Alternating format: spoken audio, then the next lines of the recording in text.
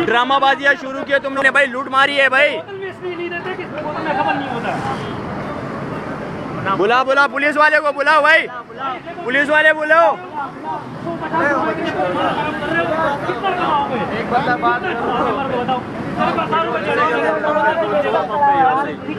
आराम खोरी आदत हो गया इनका भाई।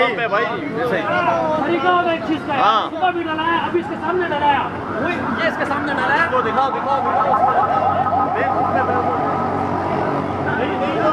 ये देखो भाई 100 रुपए का पेट्रोल।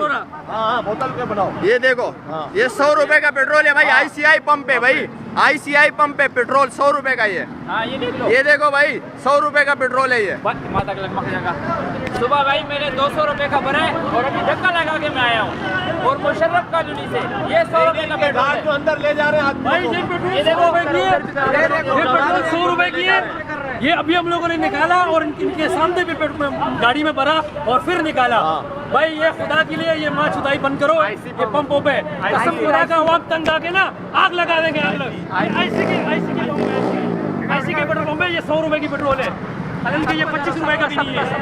ये इसके सामने आ जाए जरा सबको आईसी के सामने, के सामने ये पेट्रोल डालिए 200 रुपए इसने लिए, अभी ये काम किए और अभी भी किए, अभी भी इसने ये काम किया। आइंदा ऐसा होगा तो आग लगा देंगे, ये बता दूं।